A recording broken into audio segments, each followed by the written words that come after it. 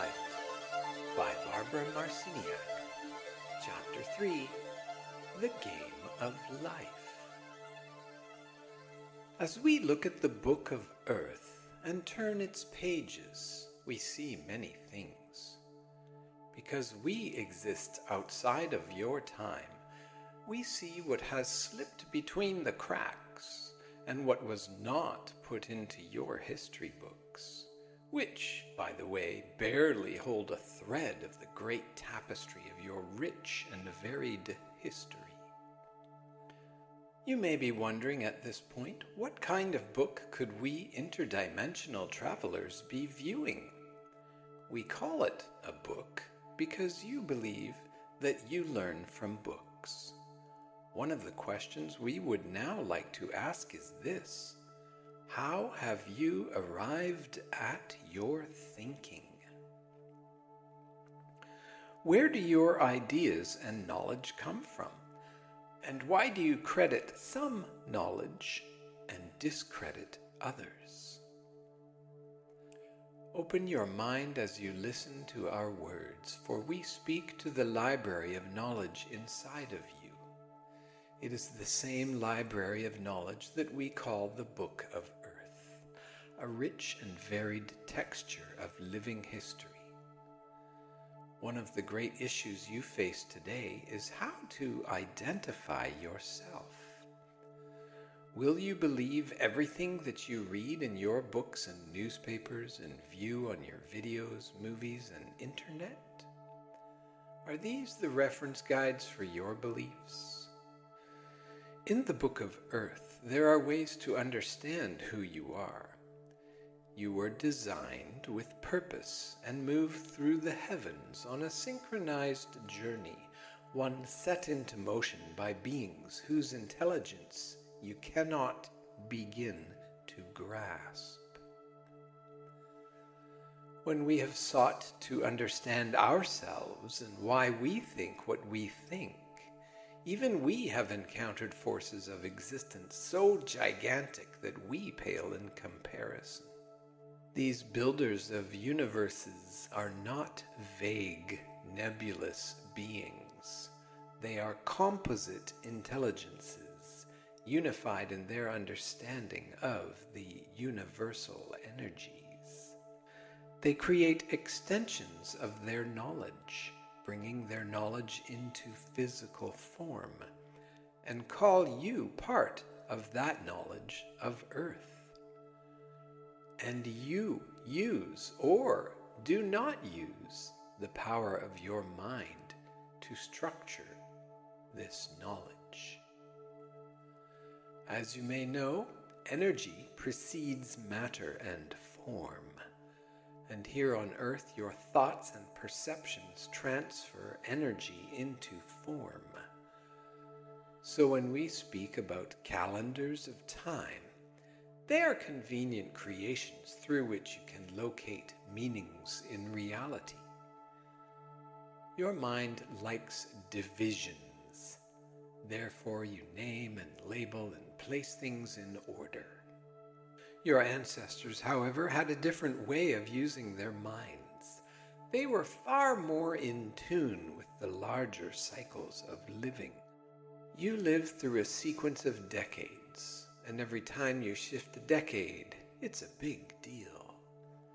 Your ancestors used a different counting of time. Rather than locating themselves precisely in time, they perceived time outside of themselves. They lived precisely in the moment, in the now, for time was rich for them in the now. And there, time opened the pages of Earth, the pages of their ancestors, the pages of living. What they chose to think and believe often came from oral tradition, the exchanging of stories, living close to the land, and through deep telepathic connection and an astute awareness. A need-to-know basis created their abilities. Today you live in a world where you do not want to know, let alone need to know, what is happening around you. You have abdicated the power of thinking, and you do not even know how thinking arose. Consider that everyone who has ever lived on Earth continues to move forward and affect their genetic lines. Generations of blood and knowledge have been passed down from one human to another. Everything every human has ever experienced is recorded in the great being of your biological structure you call the human body, which again is greater than any computer you could ever design. As we have said, you are not capable, in all truth, of designing a machine greater than yourself. Everything you design is a mere reflection of your own greatness, and it pays to understand that. As our story unfolds, we will look back through the book of your planetary tales to see where other civilizations and forms of intelligence faced the same series of lessons. We will look at the path that they chose and what it taught them. Perhaps in our tales and calling forth of your cellular memory, you will know it all by the end. That is our intent. How you think and communicate is how you know yourself and how you arrive at your beliefs about yourself. Clear communication is the essence of understanding. Your ancestors, whether they lived 10 years or 12,000 years ago, had different modes of communication, and yet the results were similar. Whoever had the loudest voice created the belief system. The history of your world is filled with the voice of the victor, the voice of power, although it was not always a voice of sanity by any means. The so-called victors often knew about the secrets hidden in the mysteries of Earth and her peoples, secrets passed down from antiquity. What kind of secrets could your ancestors have known?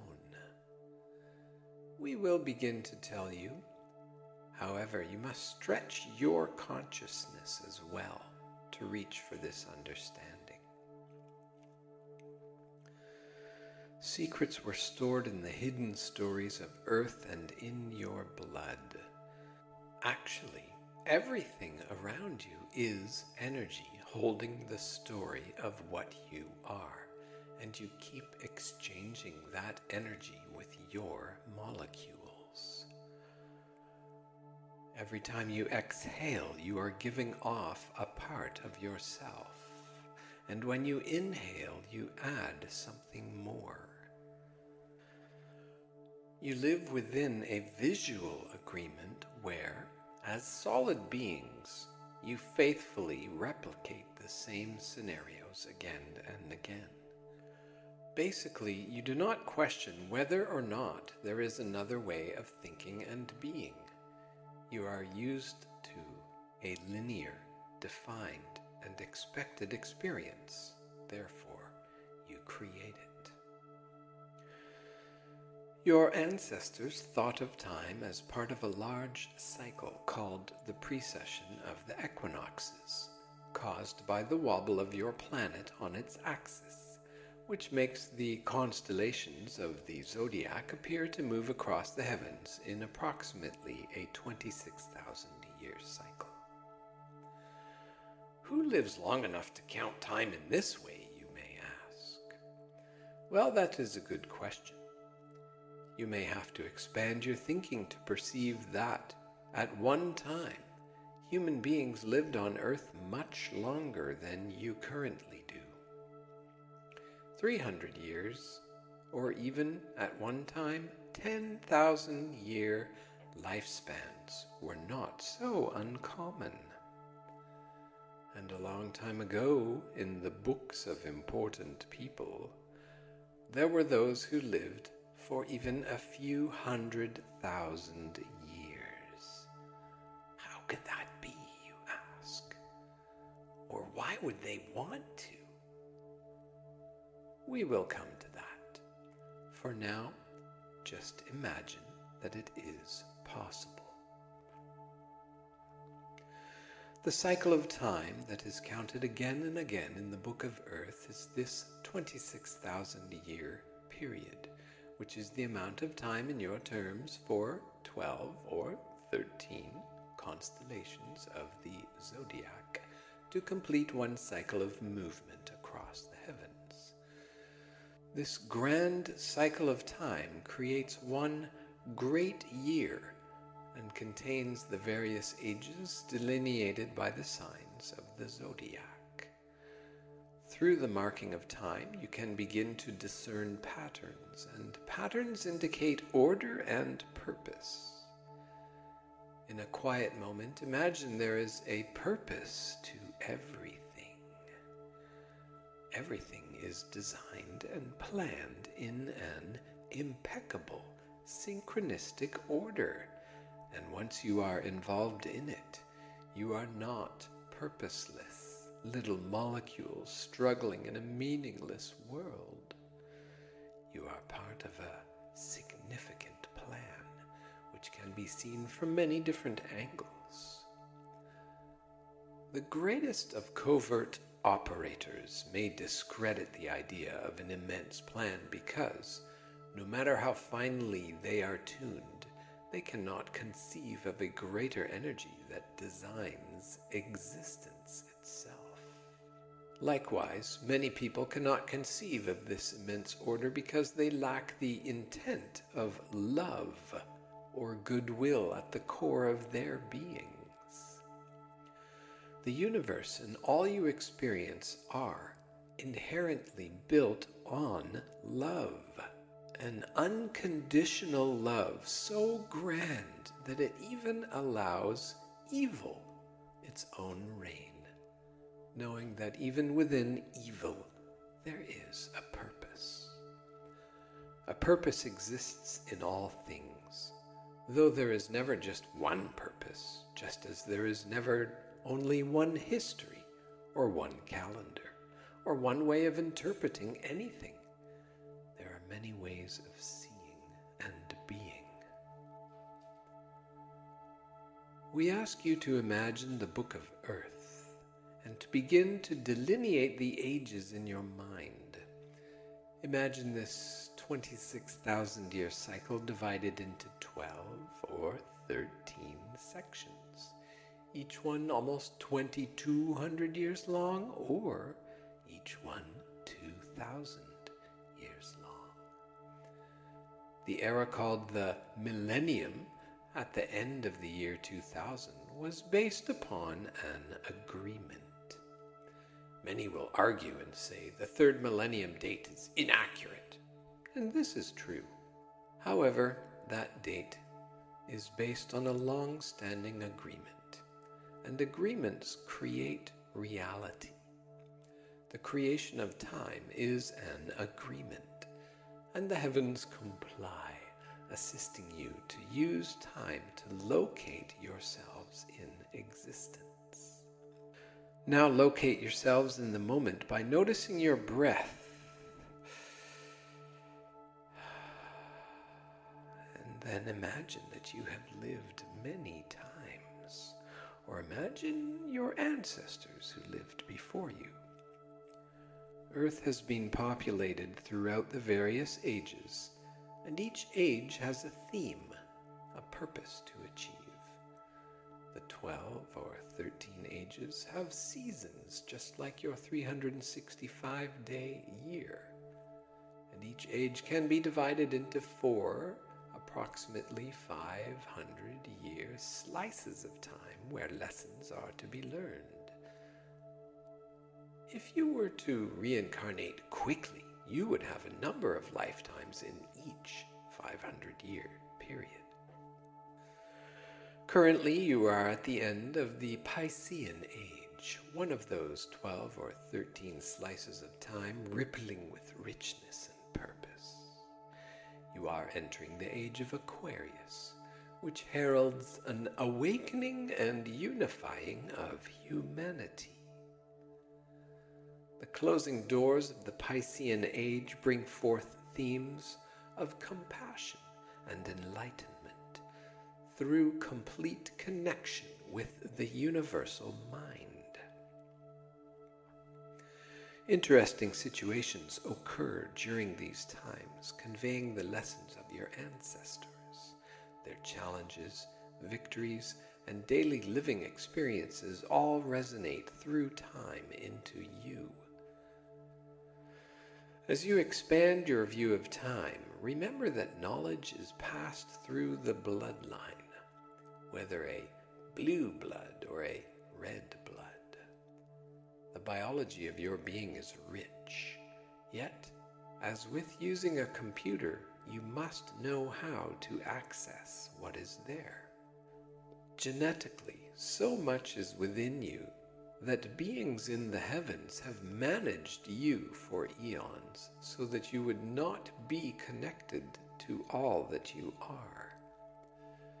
They reap their harvest from your ignorance, through your willingness to give up the power of thinking, to eagerly obey, to be on time, to die, and basically to accept being told what to do.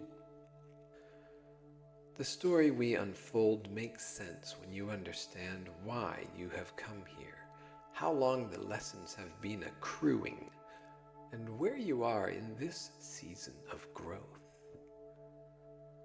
Movement through the ages shifts the lessons of the current civilization, bringing about the opportunities necessary for gathering experiences essential to their purpose.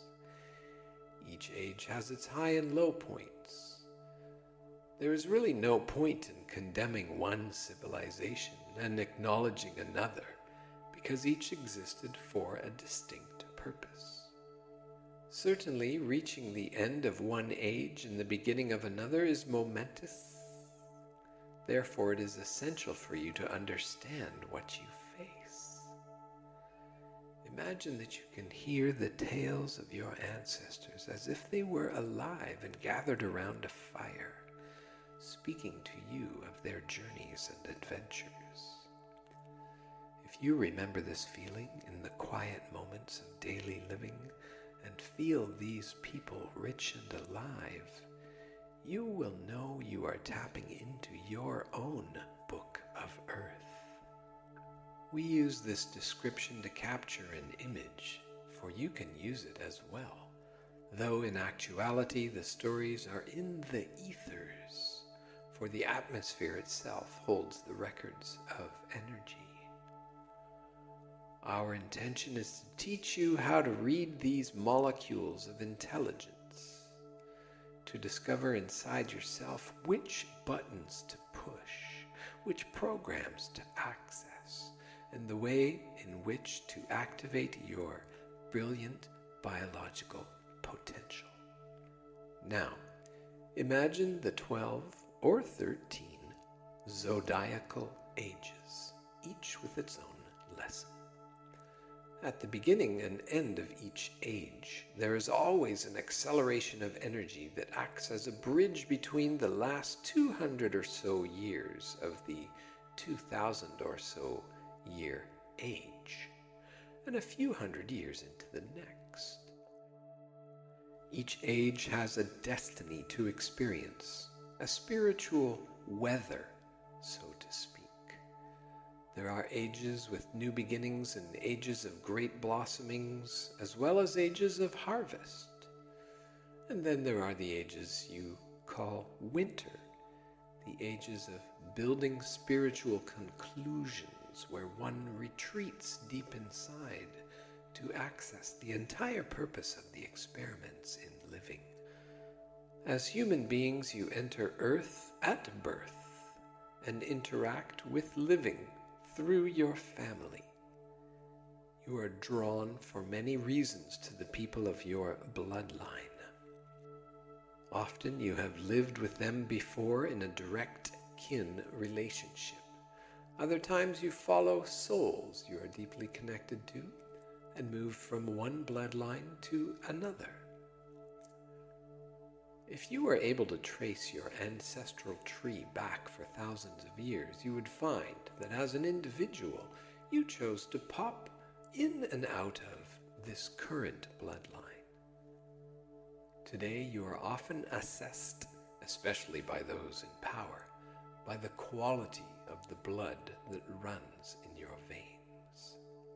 One of the biggest secrets to understanding how you have arrived at your thinking process involves knowing that heavenly beings exist beyond the slices of time in which you live, and that periodically they visit you. Humans are considered to be a part of certain celestial principalities, a biological experiment available for study. As we said, we refer to your world as Library of Earth, a place where beings are created genetically in the likeness of what you call God, and then set about to live within lessons and seasons of time that are influenced by energy. Where does the influencing of energy come from? Actually, this energy is gathered from your movement through the heavens as well as from your sun. Think about this. What would you do without the sun? Where would you get your food? Where would you get your ideas? Ideas are indeed transmitted on light. The modulation between light and dark and the precision with which they are rendered to your consciousness determine how you perceive reality. This concept is key to understanding how systems of consciousness are designed and how universes and galaxies and solar systems are put into place. Currently, you design games about your reality, then sell them in stores and play them for entertainment. Actually, beings much grander than you or we are, the intelligence behind synchronized, meaningful living, create realities in that same way. With their great blueprint of the game of life, there is always a plan. Today, intelligent waves of light energy designed as seasons of psychic weather hit Earth in an unpredictable way, which is all part of the game of life. The ruling families of Earth have always kept track of their bloodline and have continued to decode their connections to the Celestials who seeded them eons ago. Sometimes they understand their own reincarnational existences. However, part of their mistake has been to remain within their own particular bloodline, which then becomes bloated, electrically discharged, and devoid of light, managing much power, but with no purpose. This power seeks to hoard energy, treasures, and ultimately knowledge of existence. These bloodliners are connected to a vast invisible energy that barely any human can understand. Members of the 12 or 13 families that rule your world have a deep and secret understanding of the division of the 12 or 13 ages of the great year. In actuality, they all know that at one time the ages were divided into 13, and that by changing the way time is interpreted, slices of knowledge and experience have been cut out. How you think is the focus of this lesson. You believe you learned what you know in school, or perhaps you read the newspaper every day. Your mother and father, forms of government, and religious organizations all affect you. But how will you reach beyond the knowledge and information passed to you that define your world? Your ancestors managed this because they used time differently. When we speak of the book that allows us to look through time, our intent is to contort the way in which you view time, so that as you rebuild an image of time in your mind, you will have a new codex for exploring experiences encoded in time in the cells of your being. Now, each zodiacal age had celestial contact, and sometimes the contact was widely acknowledged and understood, considered to be an important part of the belief system of that current civilization. Each age had a way of dealing with the realm of the supernatural.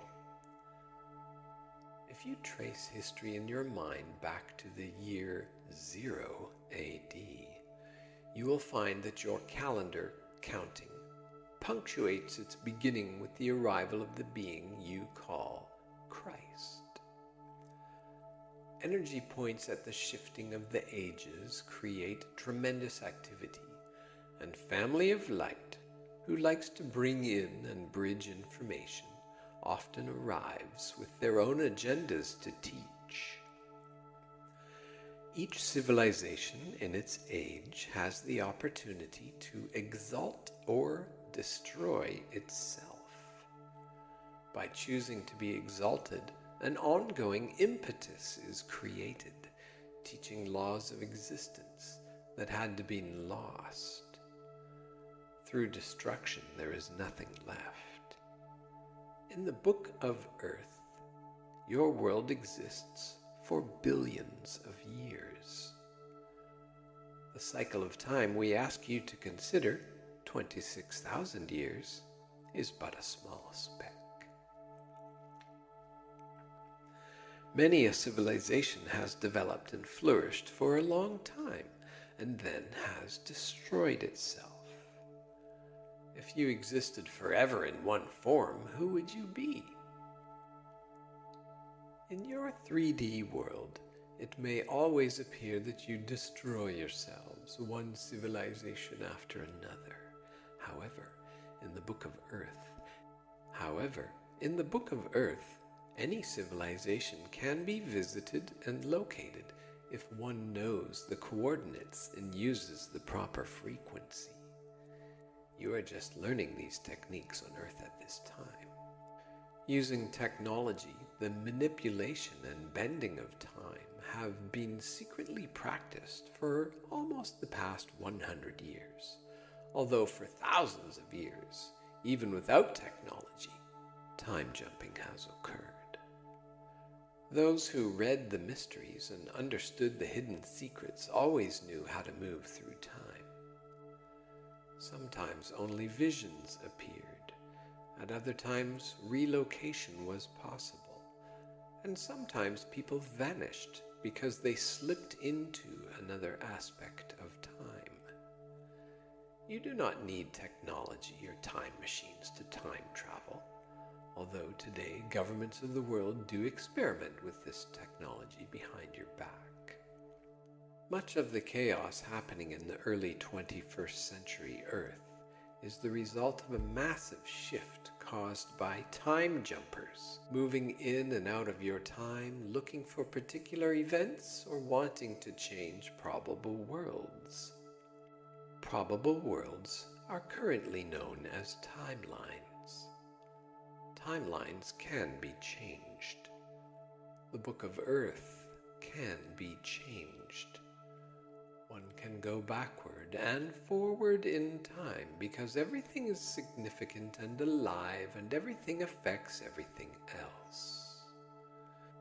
You may wonder how there can be a book of Earth if it is always changing. How can there even be history if the book of Earth, the book of time, can change? Well, how fixed is what you believe to be true? How fixed is World War II, or Babylon, or Buddha's dream? As the constellations pass overhead on what is called the zodiacal belt, you encounter different energies. Whenever an age shifts, one of the unique opportunities is for Earth to transmit rather than receive energy frequencies. Those coming to Earth now are jumping time and entering because they know a vast change will soon occur on how you use energy. Everyone is fighting for control, anxious to see who will win. Will you, as humans, step gracefully into your power, understanding the great lessons the Book of Earth embodies? We come through time to share the lessons we have learned, that reality mirrors itself, that war creates war, that love creates love, that withholding energies for power creates separation, and separation creates illness. You cannot be separated from the whole, so in some way, you must eventually unite. All shifts of ages have to create a bridge of energy, sharing the accumulation of one age with the next. Benchmark points of the ages are punctuated by peak or primary events. Because you are at the end of an age, perhaps you are wondering what the primary event will be.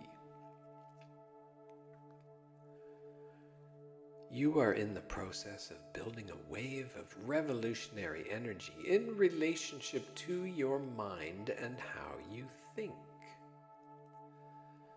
2,000 years ago, Family of Light taught an energy of truth and love and brought forth the message, "As you think, so shall it be." The records of Family of Light were later compiled, rearranged, and portrayed the life of a single character, Jesus Christ. You do not have a clear, precise picture in your history books of who lived at that time. People of great power walked the land and taught the truth of the vibration of love. As well, they helped people recognize the tyranny they lived under. Tyranny uses the tool of fear to control you. One of the ongoing tests you face from one age to another, from one season to another, and truly from one moment to the next, is understanding and recognizing fear. When you buy into any version of fear, it can become your experience because your molecules are intelligent and your energy responds to the predominant feeling in your being. The focus of your mind is exactly what gives the orders to create what you experience. Even though your ancestors approached reality from a different point of view, they too had to pass the test of fear, just as you shall in the days ahead. Your ancestors also utilized the physical body in a very different way from you because they utilized both sides of their brain. As you may know, the right side of your brain is connected with the left side of the body, and it is the basis of an unbounded energy of intuition and creativity. The left side of your brain, which is the side most employed during the last 2,000 years, is slowly being developed for logic. 2,000 years ago marked the end of cyclical living. Over the next few hundred years, into the beginning of the Piscean Age, there were those who still lived by cycles and talked with the gods and understood the gods as friendly and often kind beings.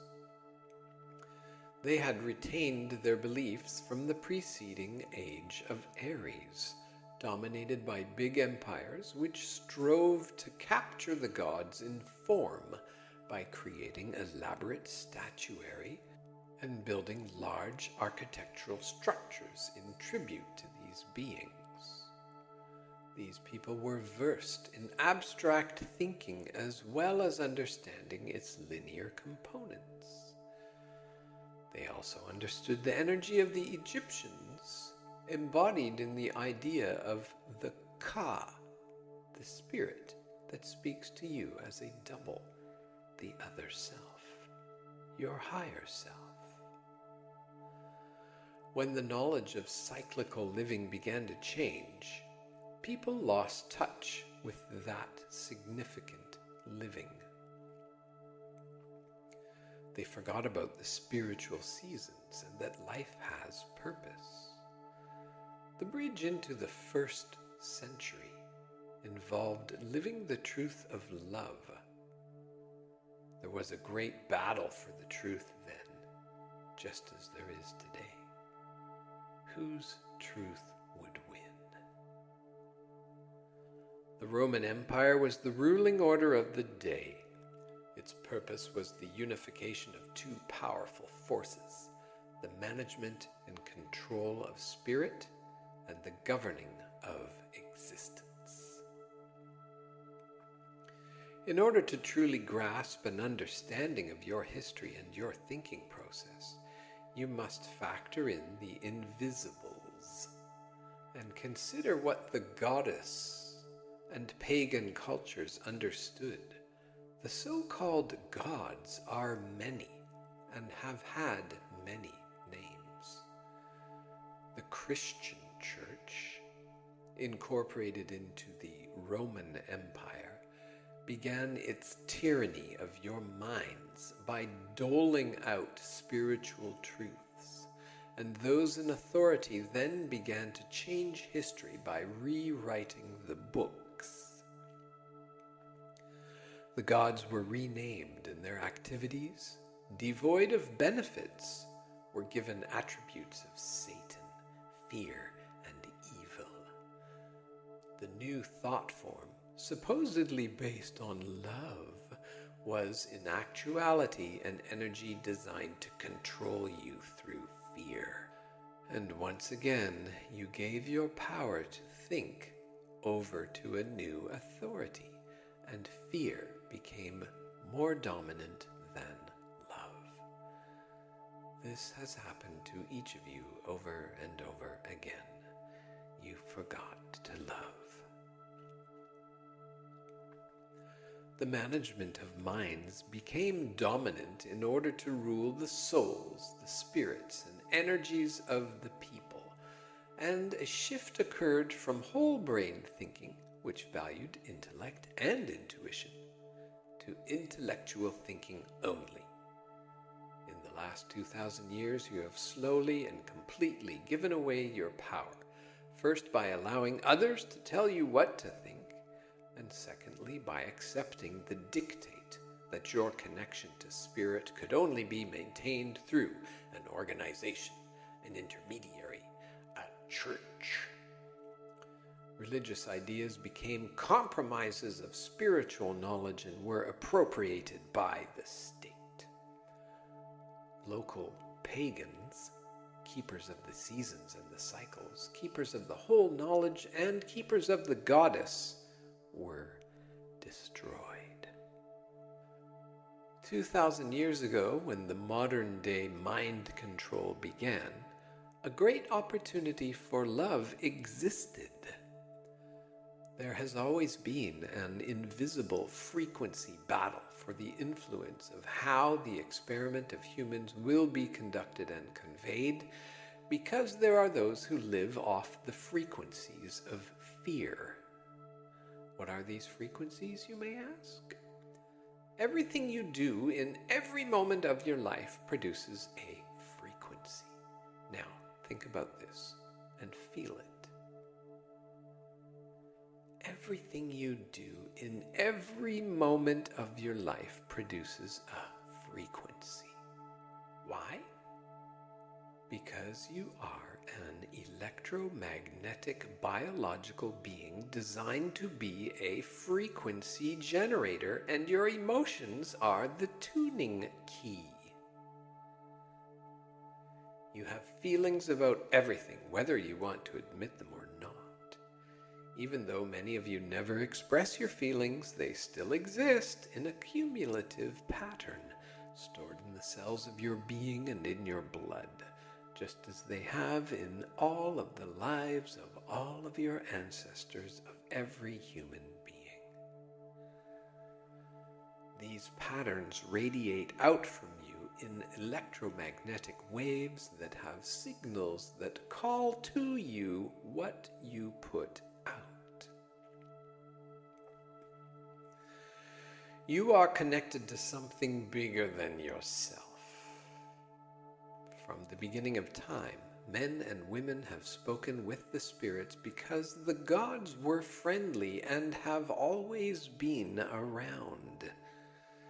It is only recently that the gods have been managed and kept from your awareness.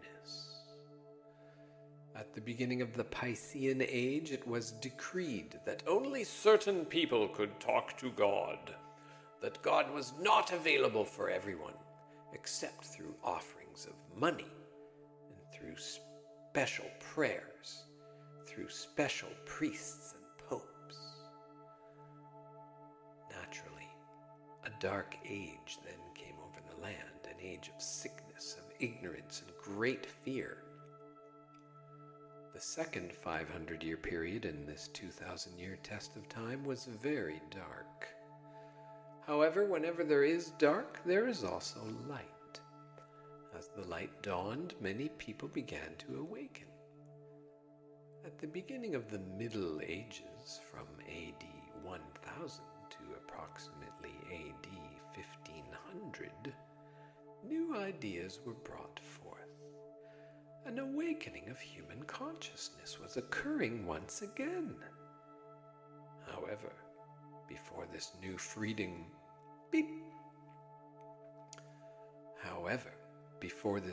freedom of thought could take hold, there was a last eruption of darkness, the Inquisition, which was filled with killing and destruction. It was initiated by those who wanted to control the abode of the deity and how it could be reached. They also wanted to limit people's thinking. If you did not think according to what was allowed, you were taken and killed. There were billions and billions and billions of fewer people then, so it was much easier to manage them. Your ancestors lived with fear of knowing secrets and of breaking the rules for what was officially permitted. There were very few who would stand forward and say, "Aha! The emperor is naked. He wears no clothes." Fear was so great in frequency around the earth that, whenever someone did speak out, everyone else moved into fear instead of love. Lessons for living in your time today are similar. When truth-sayers have the courage to say, "The emperor is wearing no clothes," whether you agree with their point of view or not, send them love. They are to be acknowledged for speaking their truth. It is important to speak your truth, not to convince anyone else of it. Everyone must make up their own minds. Please remember, one of the great lessons you are learning, as we see it in the Book of Earth, is to realize you have given over the power of thinking and have forgotten how to think for yourselves. You live now in little boxes and follow little calendars and think the moment that just passed is forever gone, and you erase yourselves as you move faster and faster into a future of purposeless living. Family of Light knows that humankind is immersed in a race toward change, an experiment you must all participate in by changing yourselves.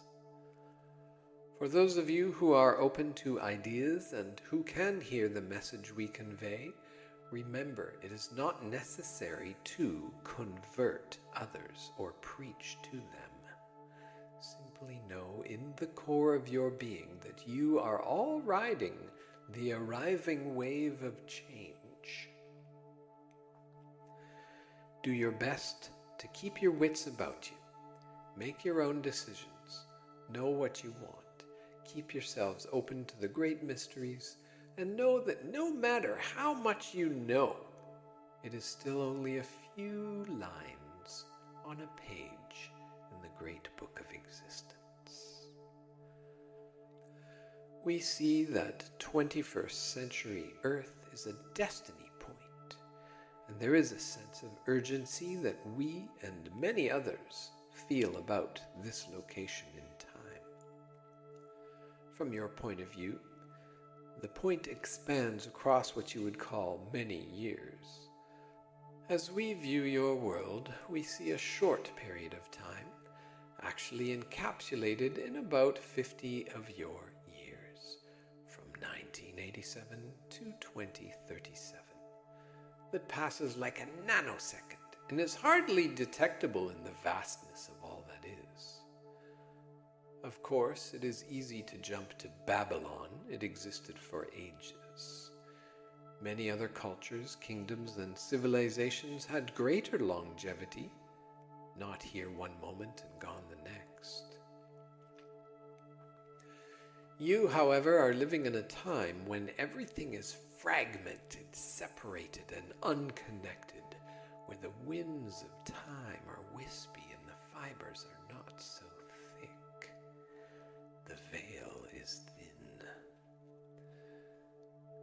There were fewer civilizations and thought systems in your ancestors' days, fewer bloodlines, and fewer purposes.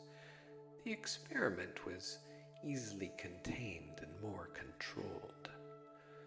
Certainly the experiment was always focused on the area called the Middle East, known as the Fertile Crescent, which is filled with ancient structures.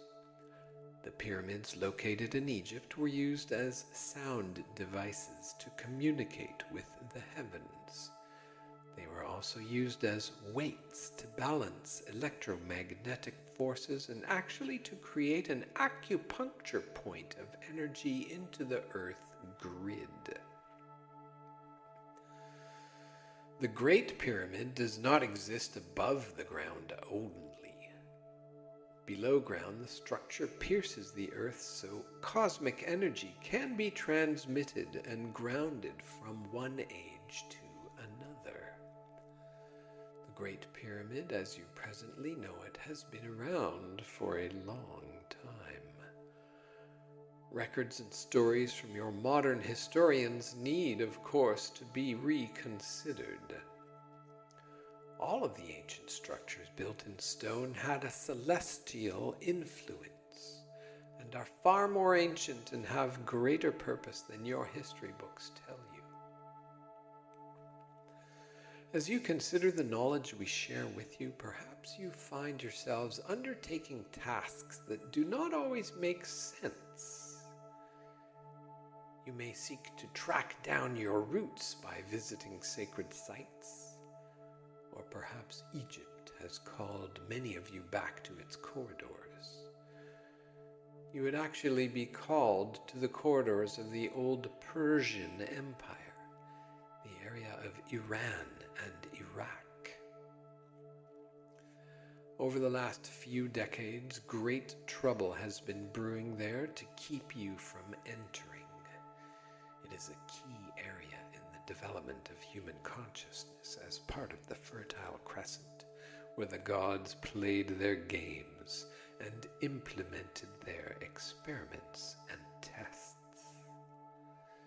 You are still being watched to see how you will create your reality. Will you pass the test?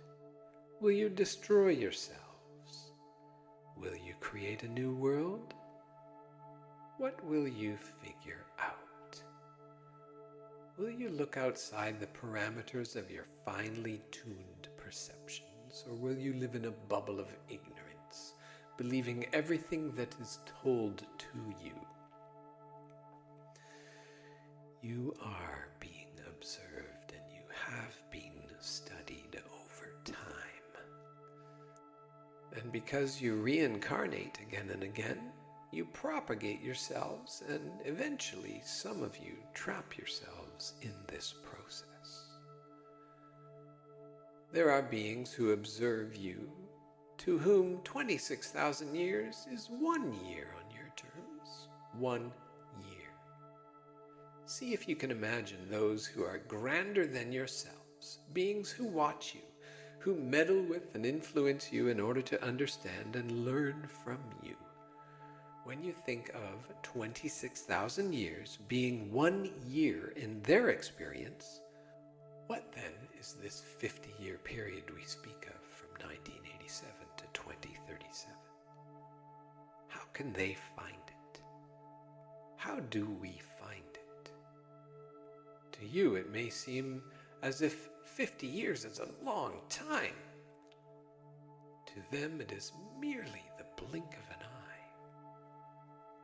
According to the Book of Earth, as we scan the pages backward and forward to understand you and ourselves, that 50-year period is a significator. It is unique because it has more threads of time and probabilities running into it than any other time anywhere in the Book of Earth. We have asked you to consider how you arrive at your thinking. Certainly by now you may already be questioning what you learned in school, what has been purported as important to know. Your challenge is to re-explore history as you know it, and to look at life from a larger point of view. Use the cells of your being, the sounds of living, and the earth herself to stimulate and guide you. Step outside the abode of the deity that tells you what to think, and step into the abode of your mind. Learn how to think, and then decide what you want to believe. This takes courage. However, you are not alone. The bridge from one age to another is always bustling with tremendous activity. As electromagnetic energies change, the Earth's magnetic field is becoming weaker. Physical and mental structures are not held in place in the same way. When the magnetic field weakens enough, chaos occurs. How you handle chaos is another major test in the game of life. What you do as reality is scrambled will determine your ongoing experience. One of the great reasons why you, as family of light, are here is to experience living from your own created point of view.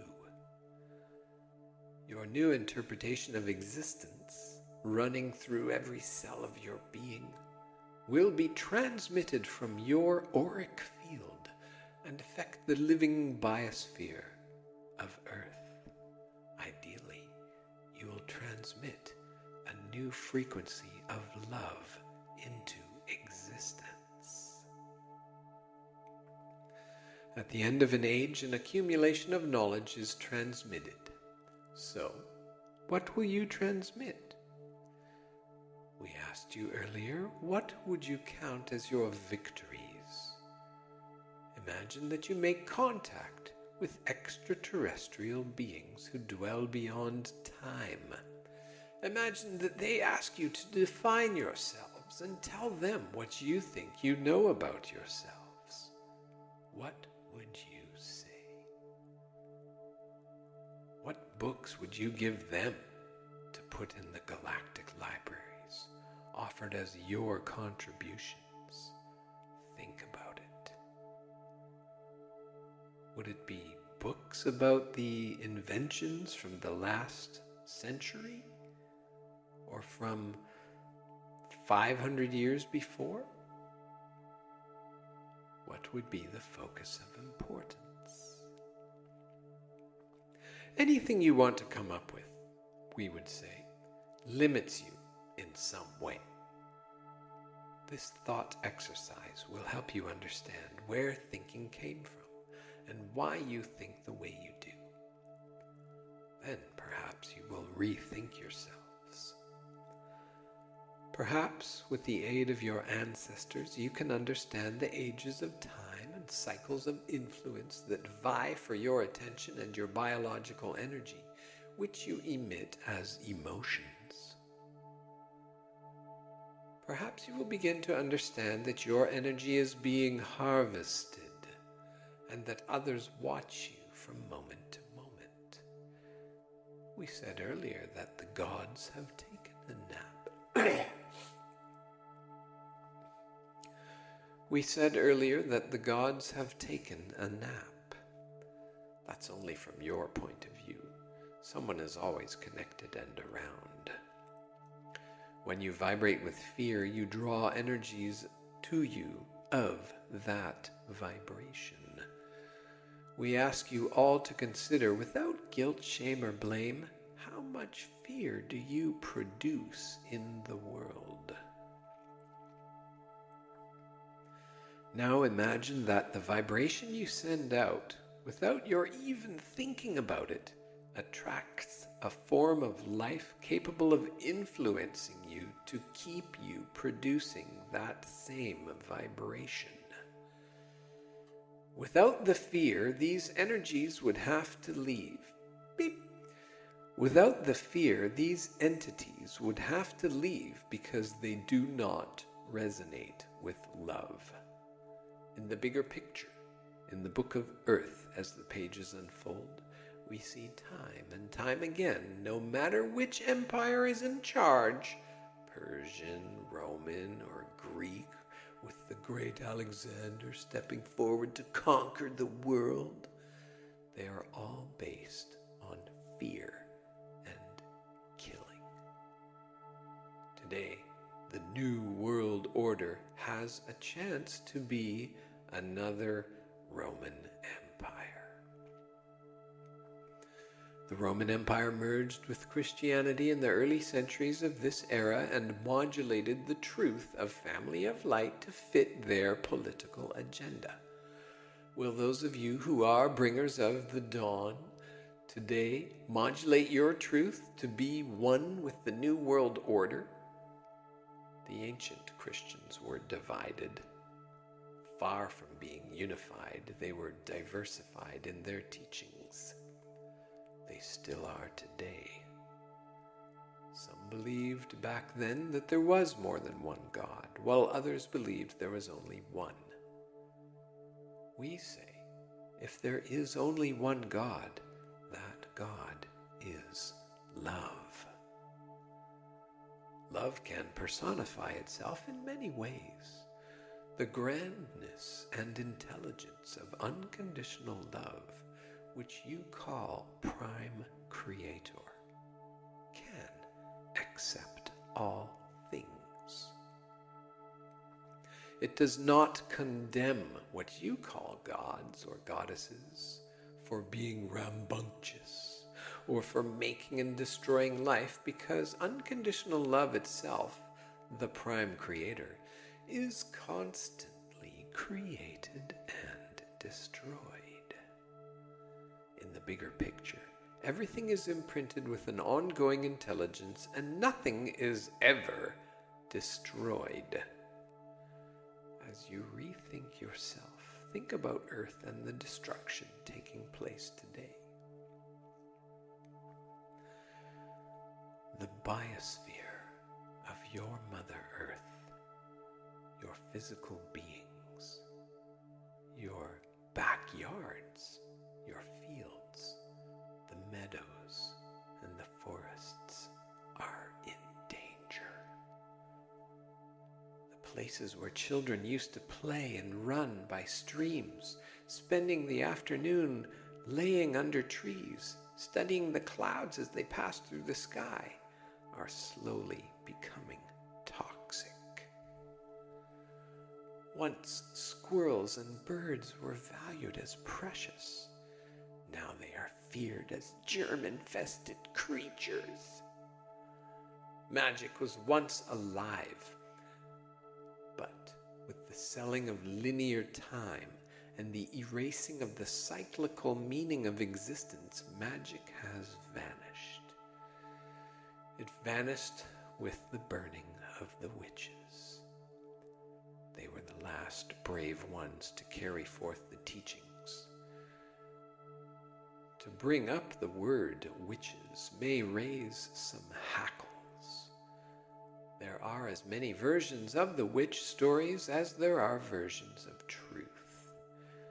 Many so-called witches were actually those who defied the ultimate tyranny. Beep. Many so-called witches were actually those who defied the ultimate tyranny of mind called religion. They still spoke to the land like the ancient pagans and understood herbs as medicines. They practiced natural healing remedies and knew how to live in a time of darkness. They dared to reach into the ethers, into the realm of spirits, and communicate with them. They were labeled cavorters with the devil, so they were taken from their homes, their villages, and burned publicly. A great fear spread through the land, for the Inquisition had many methods of torture. However, every age always has its renegades, those who quietly know how to blend in and play the game, who understand that in every moment of living there is a choice. Low road, middle road, or high road. The quality of love or fear you carry into each moment determines which road you travel. Even in the darkest of times, those who understood the frequency of love knew how to shroud themselves. Beep. Even in the darkest of times, those who understood the frequency of love knew how to shroud themselves, and so the mysteries of cyclical living were always carried forth. This was certainly not what the governments or religious organizations wanted. People were told they needed to be governed, that they were not capable of talking to God personally and needed intermediaries. That if they were communicating directly, they must be possessed by the devil. The devil's favorite subjects were women, of course, because women still had vestiges of the intuitive side of the brain from the pagan days. Try as they would to excise cyclical knowledge and implant linear thinking only, women simply could not make that shift for many reasons. They continued to know that their bleeding time was on a cycle that followed the moon as it changed and passed through its phases every 29 days. Their whole way of living and bringing forth life was based on cycles that contradicted the existence of a linear, meaningless world and calendar.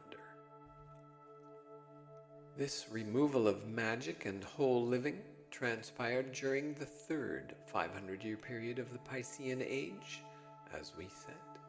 approximately between AD 1000 and AD 1500. As each age unfolds, each quarter section of the age offers lessons. By the beginning of the last quarter of the Piscean Age, fear seemed to be the predominant feeling for the common person.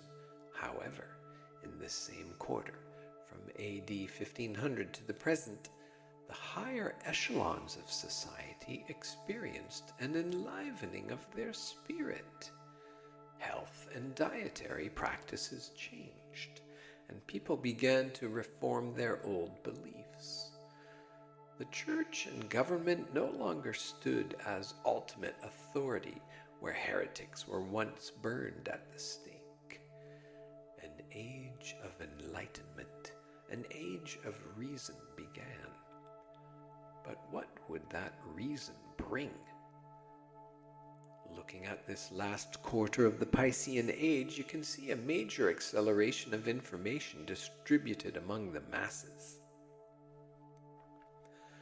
A great population explosion occurred, and people shifted from a constricted, prescribed view of a flat world to seeing the world as a globe, a world that has another side, a world that held endless possibilities. Whenever new territories opened, whether thousands of years ago or tomorrow in your time, many want to advertise their beliefs there. Remember, your beliefs are based on two simple choices: fear or love. As the New World began to be developed, the Old World Order, the Roman Empire, was already 1,000 years dead and gone. The New World was discovered by European explorers, but it certainly was not new. There were people here who had kept the ancient stories hidden, people who dispersed during the Great Migration after the Tower of Babel and the Flood. They brought with them the knowledge that they held from the time of the gods and translated it into their own words. In time, their books were dispersed all over the globe. In retrospect, it can be seen that it was only the Western world, a product of the Roman Empire and Christianity and its certain mode of thinking, who did not understand that the world is round. They thought it was flat because that is what they were told. Many of the challenges of the ages resurrect themselves today in your day-to-day life. At the beginning of the last quarter point, around 1500 AD, people were challenged with accepting a worldview that instantly changed the agreed mode of living. As much as the church wanted to burn heretics like Galileo and Copernicus who dared to challenge its ideas, they did not burn Columbus because they could not make the roundness of the world go away. Perhaps the church and the ancient authorities could tell the people what to think about the heavens. However, they could no longer promote the belief that people lived in an isolated, meaningless, fear-filled world where if you walk too far, you might fall off the edge into the devil's territory. Once again, a bridge to freedom had the opportunity to build itself. But what was built? During this period, witches were still being burned for speaking to plants and casting spells, for basically using their will and intent to heal and to have reality meet their needs. The witches and the ancients understood many things about the body. Churches and governments wanted no knowledge about the body taught. As a result, people did not bathe and wore many clothes and were terrified, and it is a wonder that they even reproduced. There were always the renegades, as we have said, who did not buy the official story, but who played the game instead. They believed what they wanted to believe, and they survived. Even in the most toxic and volatile of times, people always survive. Plagues moved over the European continent many times in the last 2,000 years, decimating millions and millions of people. At times, over half, maybe 2/3 of the European population was wiped out. Perhaps as you consider our perspective on the Book of Earth, you will notice that you face some of the same dilemmas today. The Fertile Crescent from Sumeria to Egypt, the Mediterranean, and Europe were areas the gods chose for their experiments because many different cultures could be placed in close proximity and easily monitored. Natural boundaries of mountains, deserts, and bodies of water kept the humans separated. An energy grid was opened using the Sphinx and Great Pyramid, as well as many other structures that sprang up in these areas over the eons. In actuality, that entire area is a doorway into your world, a doorway where the ancient ones found a space, which you can think of perhaps in terms of buying a space on the internet, a space in virtual reality. The creation of civilizations around Sumeria and the surrounding areas was like buying a space in a virtual reality of Earth, where an experiment could be seeded, a place where the gods could put up their site and establish the commerce, business, and experience of living. The gods have interesting capabilities. Your ancestors were telepathically linked to them because they were whole-brained, in tune with cyclical living, and able to move energy around their bodies. At the beginning of the Piscean Age, thinking began to crystallize, solidifying the human experience, leading to greater and greater separation. Finally, during the past 500 years, the idea arose that you are mechanized beings.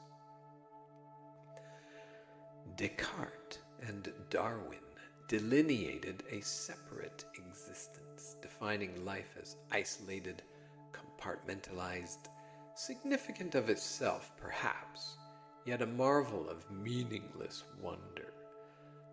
A mass marketing of meaningless separation took hold, not only separating you from the gods, but from nature itself, achieving the complete control of your minds.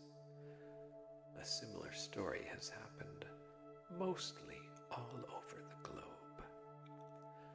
Perhaps those in Africa can track a different timeline.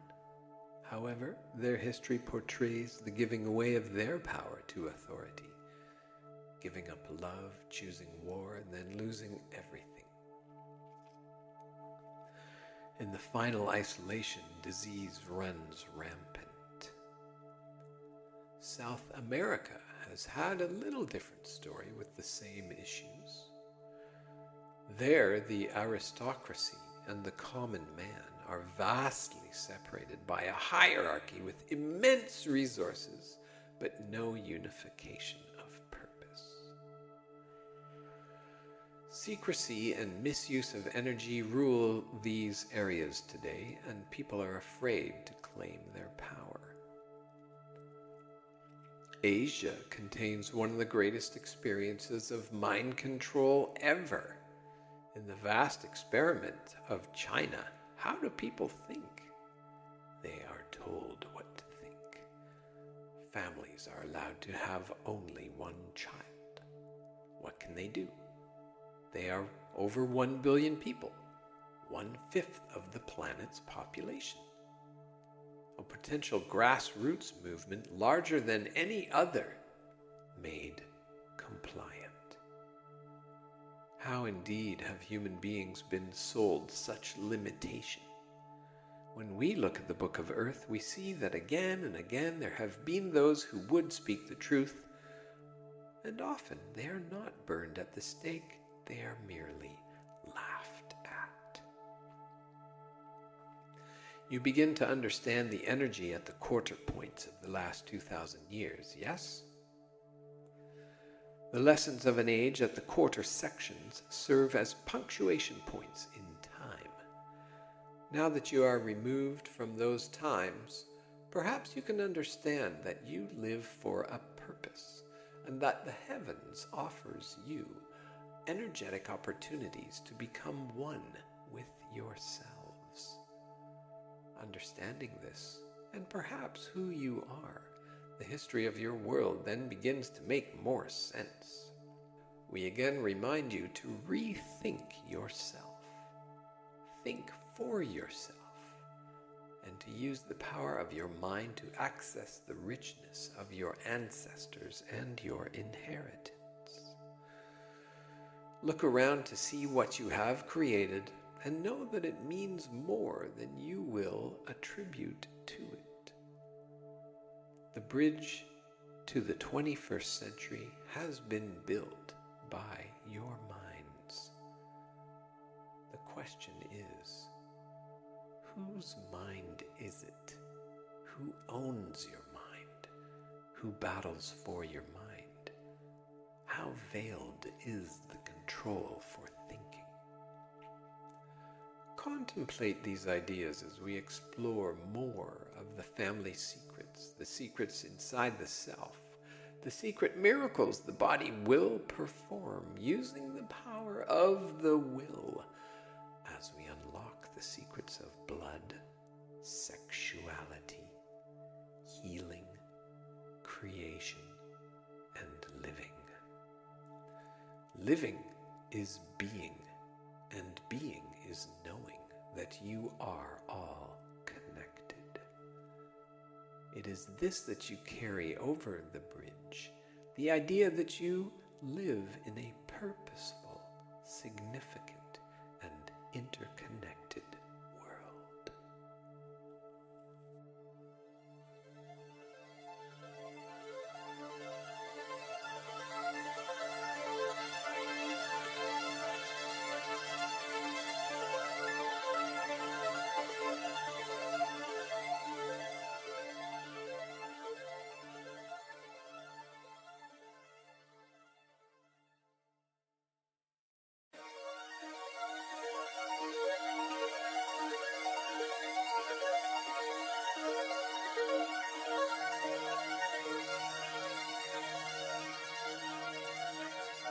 Family of Light by Barbara Marciniak. Chapter 4. Your Great Inheritance.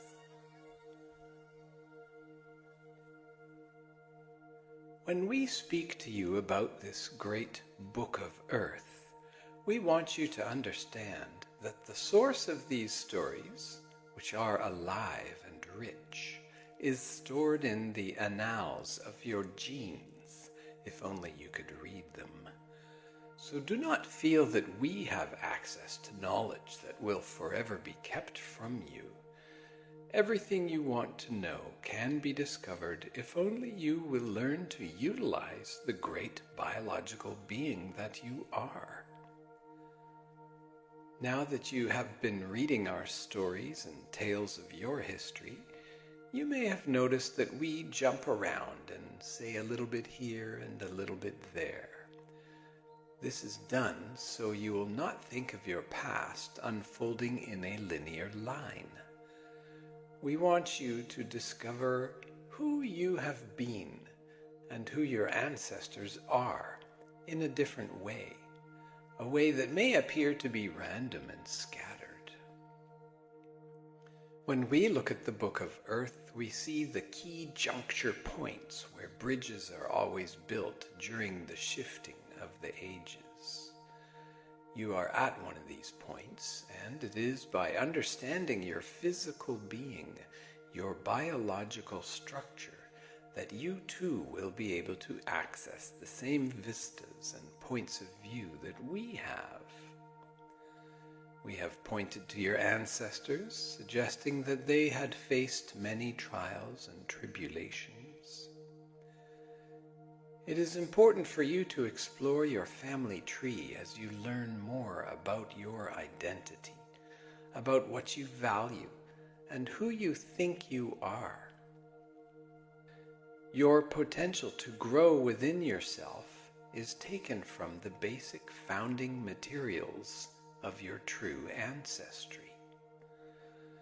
Part of the opportunity afforded you in the shift from the age of Pisces to the age of Aquarius is the movement from linear thinking to multi-dimensional living. If you were instantaneously thrust from one era to another, it would be quite a shock to your nervous system. Yet within the bloodline of your ancestral lineage is the ability to shift your reality by shifting your perceptions.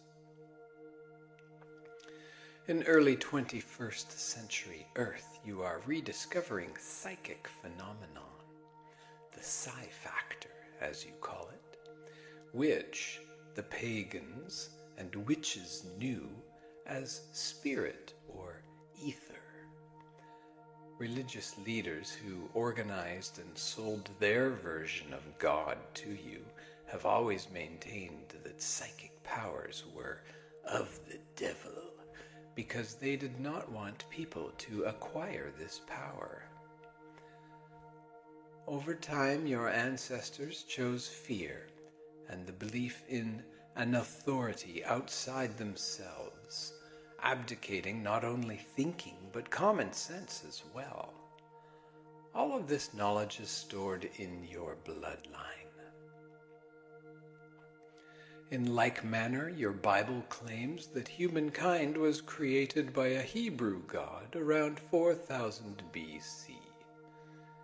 Yet, in ages long before then, the true gods, who are your ancient parent creators, came here from all parts of existence. Their seeds and their ideas have been transmitted throughout all of time, and traces of their existence can still be found in most places on your planet. North, Central, and South America, Australia, Indonesia, Asia, India, Europe, and Africa. The land masses have changed and moved over time. You believe these were gradual shifts and changes. Yet today the theory of gradualism is losing favor because Earth is dancing with changes on geophysical and energetic levels all the time. No one quite knows what to make of these changes because in most cases you choose to believe the official line of truth. Your perceptual experiences indicate gradual change as a rule, and you cannot even imagine the knowledge that your ancestors accessed. They knew that sudden, shocking, and surprising changes can occur in an instant. And in that regard, you cannot make contingency plans.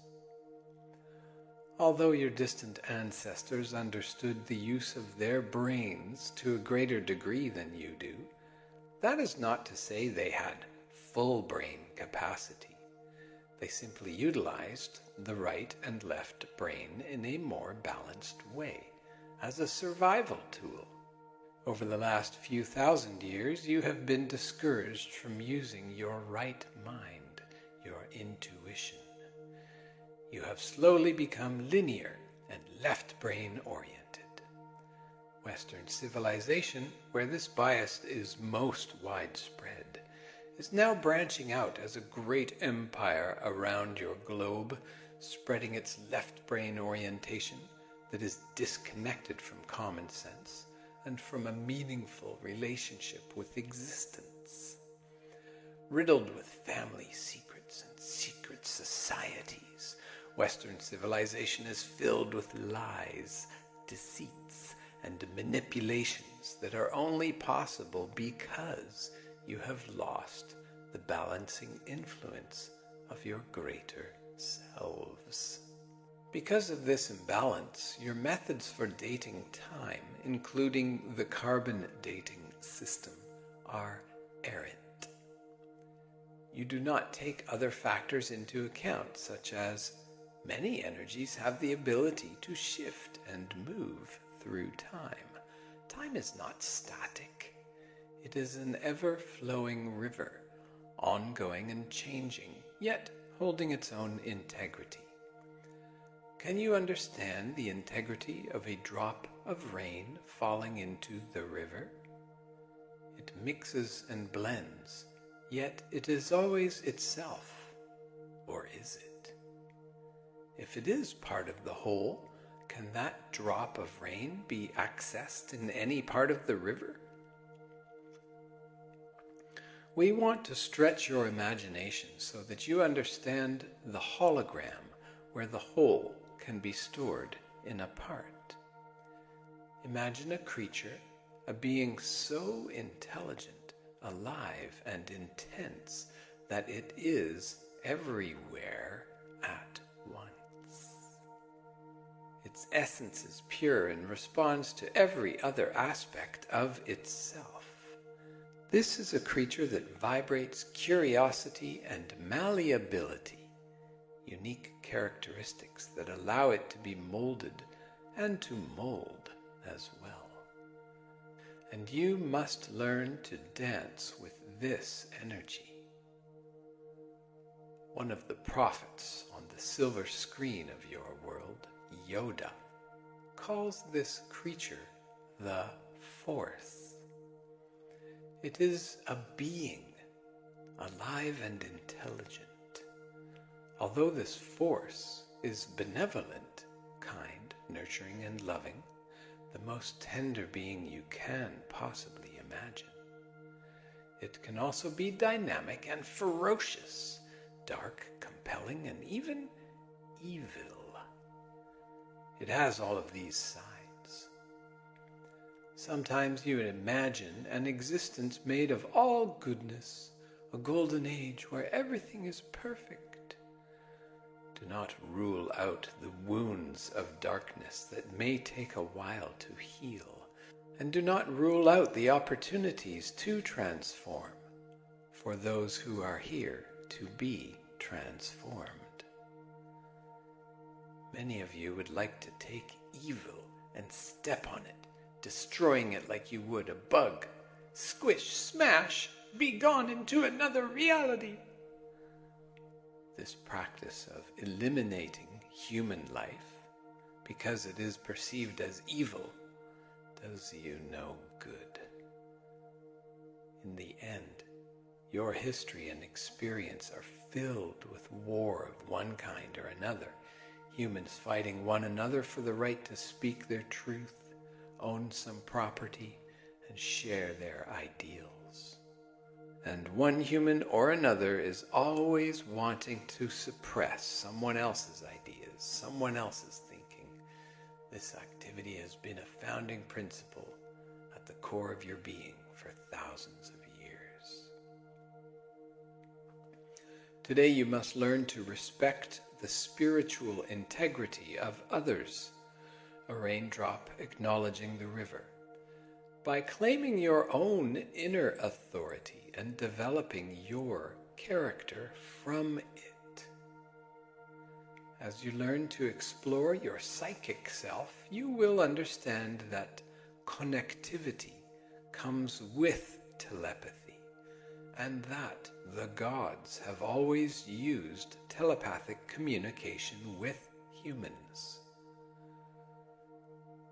Remember, during the Aryan Age, the gods were portrayed in the form of huge statues and monuments, all great structures of stone. The builders understood the importance of spirit and knew how to use sound to build these great structures depicting the gods. In the age of Pisces, God became invisible and was pronounced no longer telepathically connected to you. If you claimed otherwise, you were burned at the stake or locked away in dungeons. telepathy appears to be a dangerous potential lurking in your genes, yet your distant ancestors used it to see into another point of time, to travel out of body, and to view the now, the past, and the future simultaneously, to travel on the river of time. They understood sound and the power of their minds, and conversed with the gods. However, the gods tricked them, as some gods often do, and the humans gave their power away and worshipped the gods rather than finding a place of equality among them. And what is our place of equality with the gods, you may ask? How will we ever be equal with the gods? Must we develop our telepathic and clairvoyant skills and our telekinetic skills?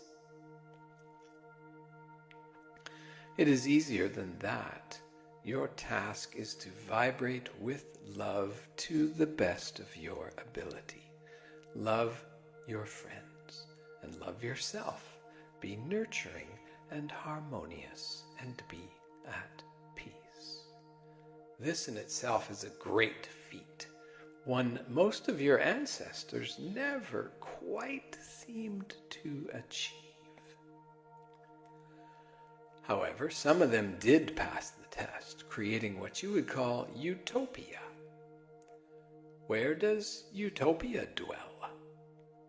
Could utopia dwell in the timeline of Earth that you know? Is it possible to build a utopia?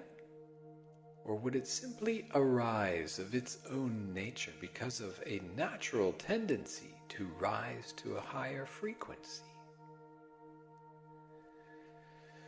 Everything changes when you start to emit your own frequency rather than absorbing frequencies around you, when you start imprinting your intent on the universe rather than receiving an imprint or blueprint from around you.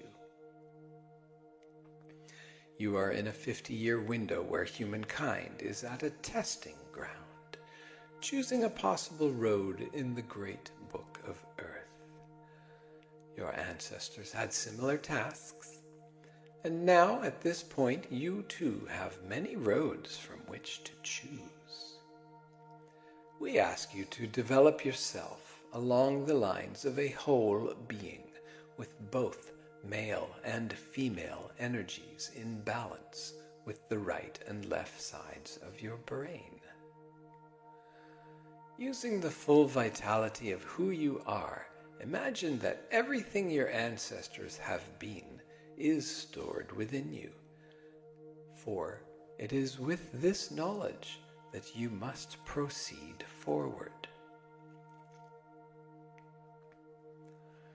Your ancient ancestors, prior to this Piscean age, tracked the movements of the planets and appreciated the opportunities the heavens heralded.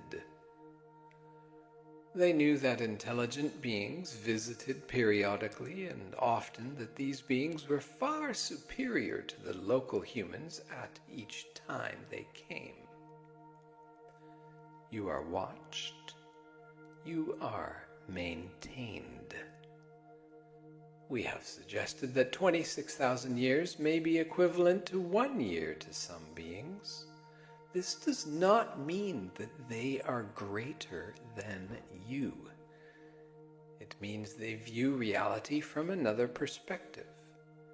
These beings are, in your terms, multidimensional and know how to exist in a number of flows or calendars of time.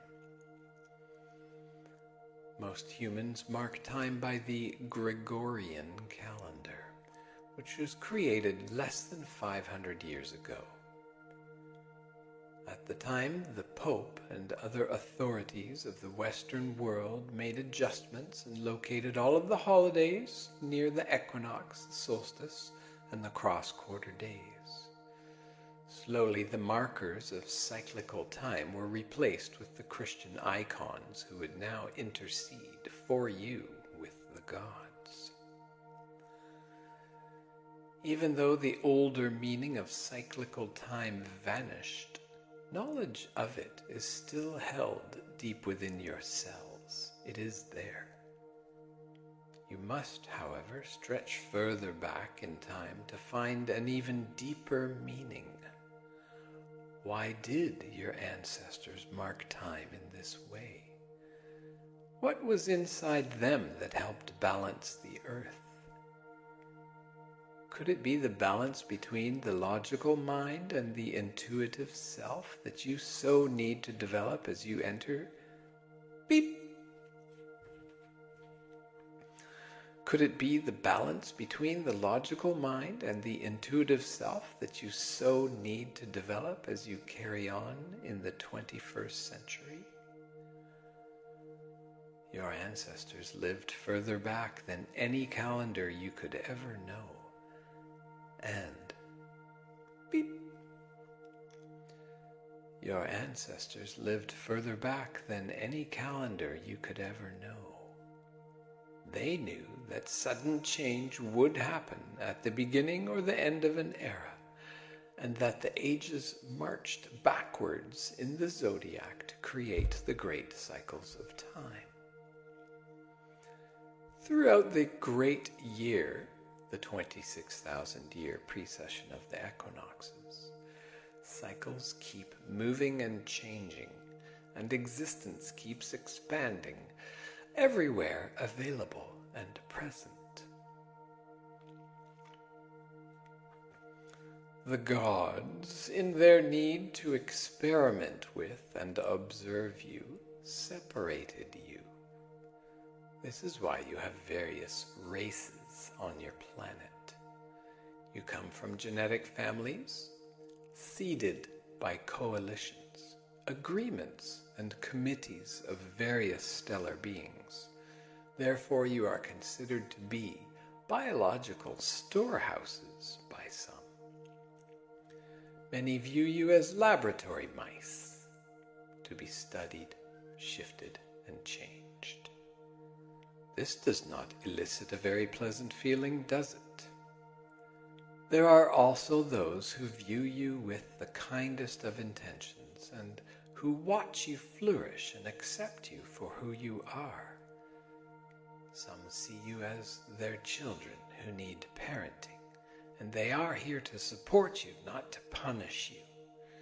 They want to help you learn your lessons with kindness, as loving parents ideally would. They are like parents who find it important to spend time with their children, to communicate directly with them as the ancients did, rather than to park them in front of electronic teleteachers as modern parents do. In this 50-year period, people from cultures all over the globe, from all genetic strains, will begin to realize that you now live within a window of opportunity, a fleeting moment. For you, this period elongates seconds to minutes to hours to days. It is one of the unique features of this time. Linear thinking and linear experience trap you as a rule of time, whereas multidimensional perception allows you to be in many timelines and many flows of the river of time. Time can flow fast, slow, or not at all. Those you call gods and goddesses are multidimensional, as were some of your ancestors. However, in the management and control of minds, fear was chosen and multidimensional living was abdicated. At the end of one age and the beginning of another, many dilemmas arise, and the tools for living, for continuing civilization and continuing yourselves, are questioned. Today you are challenged to re-establish a high culture where life is once again valued, where mothers and fathers are honored, because it is through their joining that all of you were born. When you begin to value your biological being, you will understand that there is such a fine spirit within you, more valuable than anything you could ever create, a spirit that is priceless, a flame of light like a jewel, an emerald, or a diamond, with so many glittering facets that it seems to grow as you observe it. This is who humanity is, priceless. Yet you keep forgetting your value, or else you refuse to believe it and say, "This is not in the books of history, therefore you must be kidding us." You even think we must be buttering you up, sweet-talking you. Humans priceless? Yes, you are. Reality mirrors itself. The Creator we ask you to contemplate is in all things.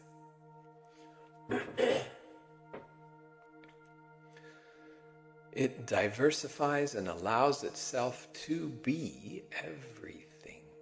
Everything that ever was and everything that will ever be is the Creator. This vastness, beep, this vastness is really a unified field of unconditional love. And when you really comprehend this fact, you will relax into living. When you build the foundation of your development with these principles and live them every day, you will truly be inheriting and claiming your preciousness. However, do not expect everything to be done for you. One of the most generous aspects of the Creator is to allow you to develop in any way you choose, to feel isolated or to feel connected, whichever you want. The creative force is you, an intelligent, biological, ever-present being seeking out the places you want and the times that excite you. In ages long past, civilizations sometimes existed for 100,000 years, and there were others that lasted much longer. Utopian civilizations are etched in the annals of your memory and in ancient mysterious records that are kept by secret societies. Your ancestors continued to quietly write down these histories. They hid the ancient knowledge in art, music, and carved it in stone. Utopias, as you consider them, would be places where humans and multidimensional beings came to interact and work out a plan where a certain harmonic frequency would be established. More often on your world, you destroy one another. You merge and blend through wars of conquest, where you punish those at the bottom of the ladder, or destroy one batch of humans and make another batch feel important. There has always been a possibility to blend peacefully, but you rarely choose it. Some choose it, of course, otherwise you would annihilate one another completely. Yet your history is full of dead civilizations. The utopias, though, are more than alive. Although anything can be located on the stream of time, the utopias do not come to an end. They could eventually stop, although sometimes the collective energies of the utopias learn to manage their frequencies so well that they keep integrating more and more energies, and as they continue to vibrate higher and higher, they appear from your point of view to literally disappear. They raise their frequency of compatibility and compassion, their forms of tolerance, to a place where they see the perfection of light and dark. They would certainly not be all light in your terms. However, they have integrated the so-called dark side and continuously work to transmute it. They allow a doorway of healing for the dark energies to enter into their world, and the dark energies come to be transmuted. Is this not an interesting concept? This example could be considered a form of utopia, a place that continuously exists in a state of non-judgment. Now you must say to yourself, goodness, if this utopian place is filled with light, and they allow a portal for dark to jump in, will they turn everything to light? This is an important point to ponder. How much darkness is there to transmute? How much so-called evil is there in existence? And does darkness really need to be transmuted? If darkness swirls itself into light, what does light swirl itself into?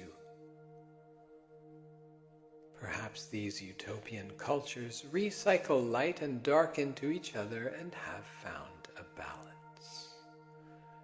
Today you are also faced with finding a balance. As you explore the depth of spirit, some of you only want to find the good stories, the tales of light.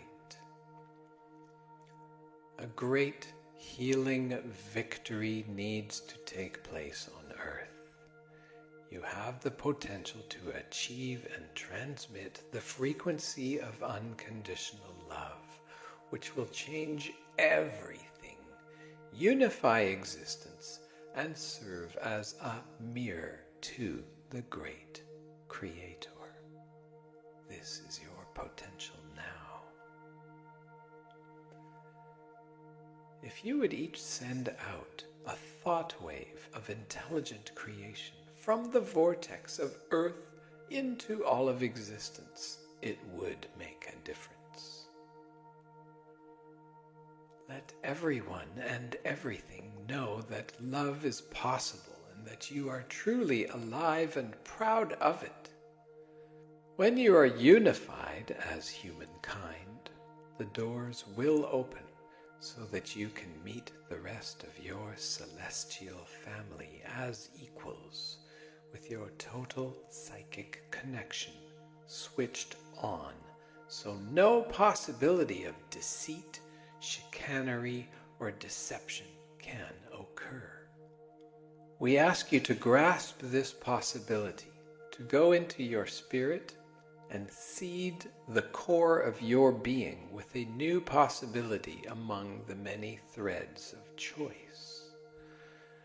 Choose the one where you decide to be priceless, where knowing many things you live in complete comfort and relaxation. When you hold the vibration of love, the purpose of the celestial plan and its connections become more apparent. And then you can know that the darkness really inspires the light. It outlines it, giving it form and definition. To be more at ease with who you are, picture the number 8 resting on its side and laying over your eyes, the infinity shape, with the balanced flow of energy moving from one side to the other.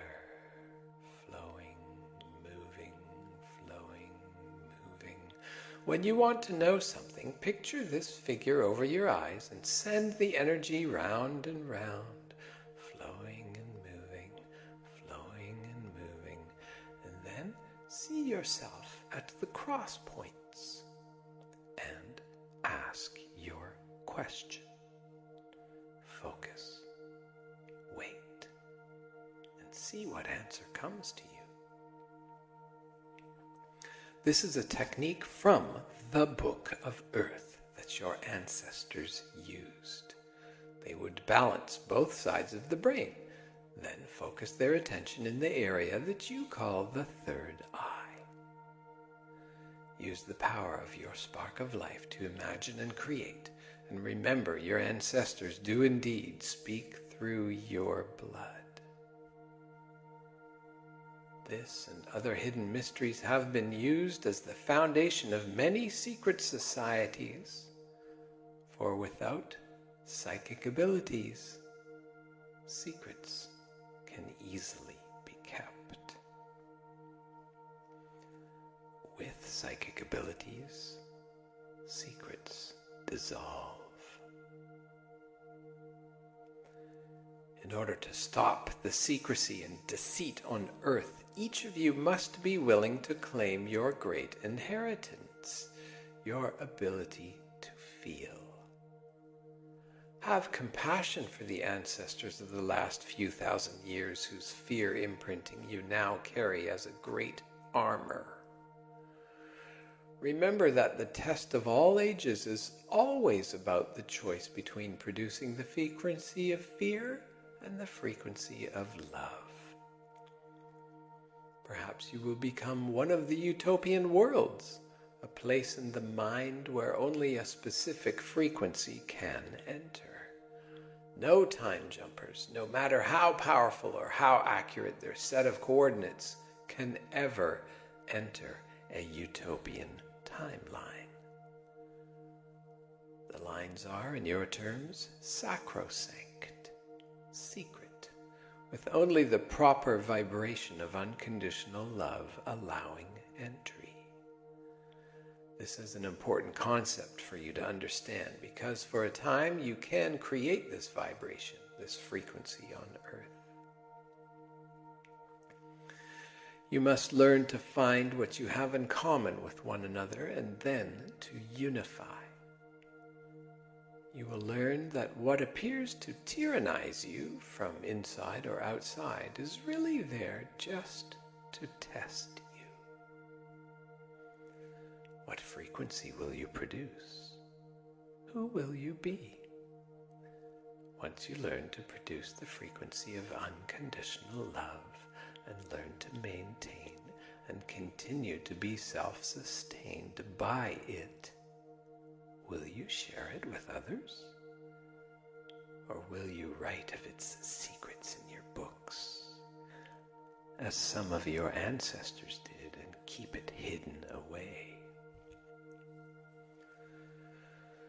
Within the various continental structures around your globe, there lie many old artifacts, many clues and opportunities to understand the fuller picture of your origins.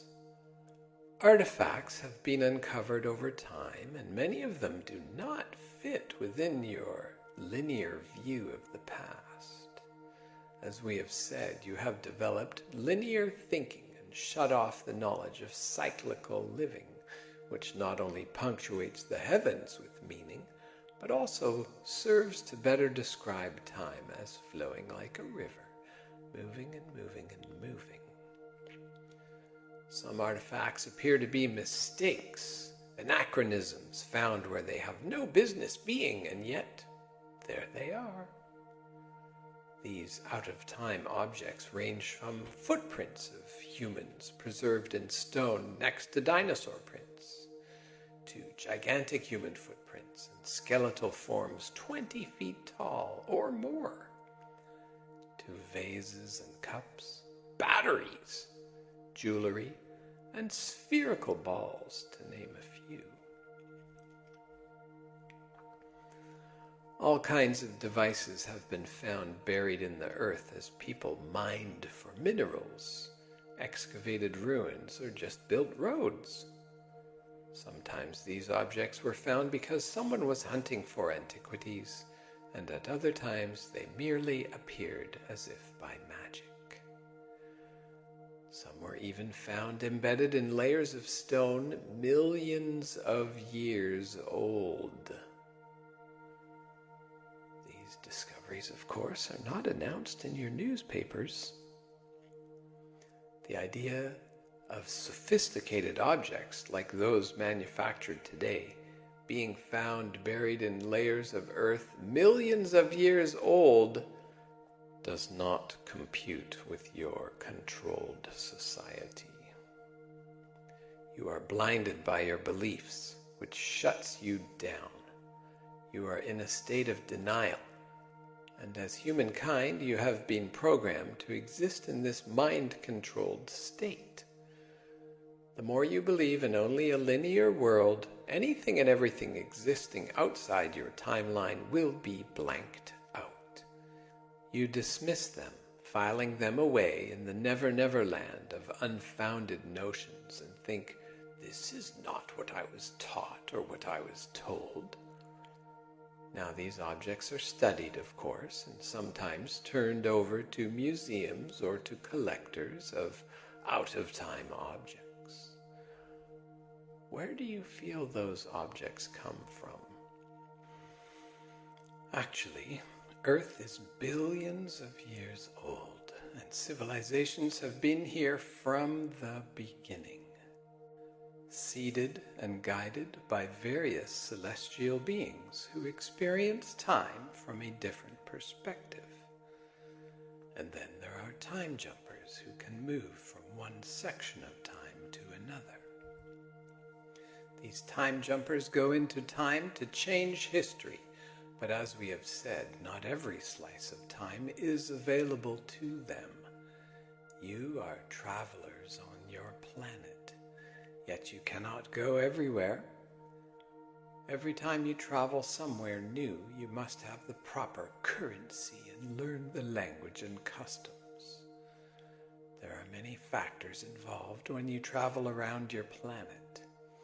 Yet for time jumpers, there is even more considerations. They have a multi-dimensional view of your world and of all of existence. They are not linear like you. Linear beings often have their circuits blown when they experience a time jumping. On your planet, people have walked down the street and slipped into another piece of time, sometimes onto the opposite side of the globe from where they were. People can shift dimensions easily, though it is not common. However, the experience is certainly more common than you recognize. Many people have these experiences and do not speak of them because they are frightened. In earlier times, when there was less freedom of expression, if someone spoke of such a thing, they were locked up and called crazy. The shift from linear to multi-dimensional living is stretching each of you, so allow yourself to shift gears if it occurs and say, oh yes, I can be me, never losing the integrity of myself while I simultaneously view and participate in another reality. This can be done with your biological being. Time jumpers come in all shapes and sizes with varieties from every aspect of existence. Certainly on Earth there are time jumpers in the time in which you live, early 21st century. People have been altering time on your planet for ages, although your current time experiments are the outgrowth of activities that began, as we mentioned, about 100 years ago. There have always been those who could use their minds to tinker with electromagnetic energies and affect time. Where would you get these ideas, you may ask us? Remember, the invisibles are all around you. Multidimensional beings are in your world everywhere. You think the gods have gone away. Remember, we said they are simply taking a nap, or actually playing a game of peekaboo with you. Over time, people became terrified of their inner abilities and no longer had a natural telepathic link with the gods. You must re-bridge this gap, while simultaneously learning to bridge the gap in your mind from the right side to the left side of the brain. A sense of whole-brained living will result, allowing you once again to communicate with your creators, your cohorts, your celestial family and friends. Simultaneously, you will deal with the electromagnetic signals, the energies of an invisible sort, used to confuse and stop the great awakening of your abilities and the claiming of your pricelessness. It is true. A great battle exists. A fight for the souls, the spirits, and bodies of humankind, for the core of your being is so vital that many seek it. Keeping you in ignorance, most particularly trapped in linear thinking, forces you to produce the frequency of fear rather than the frequency of your own natural biological inheritance, unique to you, which is the frequency of unconditional love. Love does not exist anywhere else quite like it is stored in you, because you are part of a library and are a priceless experiment as well. You came from beings who seem to expand worlds, who create universes, beings so clever that all time exists for them at once. They charter time and leave clues as tidbits of knowledge stored away just in case they might need them. This is not so different than your custom of storing away money for a rainy day. Like squirrels storing their nuts for winter, the gods stored their secret stuff and stashed it away, hid it so they could have it when they need it. They are not so different from you, you know. In actuality, as we look at the book of Earth, you are all related, and so are they to you. Yet in order to really understand these tales, you must feel separated for a while because of what you created, the whole separation of us and them.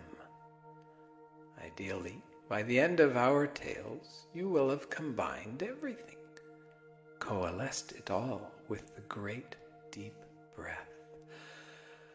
And a sigh of relaxation, knowing that the pieces of the puzzle of your life all fit together perfectly. Hidden meanings will then become apparent, and the disconnectedness you formerly felt will vanish. As your lives weave into cosmic significance, the level of stress you currently live within will also vanish. As family of light, you are required to know and understand a panoramic view of existence that at this time too few humans can even grasp or imagine. The Book of Earth will come alive in your eyes, in your memories, and in your bellies. Your belly is thought to be your body's second brain. Actually, it is the body's primary brain. Begin to trust your belly. Imagine that the intuitive part of yourself feels from there. You must learn to use all of the brain in your cranial area as well as the brain in your belly, the feeling place where you identify and relate to the outside world. This is the key to producing the frequency of love. If you do not permit yourself to be honest with yourself and to deal honestly with the simple things in life, then how can you produce love? Instead, you will produce resentment because you will not mean what you say. Do you understand? By naming and dealing with the feelings that arise in your belly, you can always move back to love by addressing what is really occurring. Your ancestors faced this challenge many times as they dealt with the gods who came here and wanted to be a force of change for humans. Always, as we have said, fear, war, anger, victimhood, bloody death, and killing, raping, torturing, and pillaging, power over others, seemed to be the paths chosen.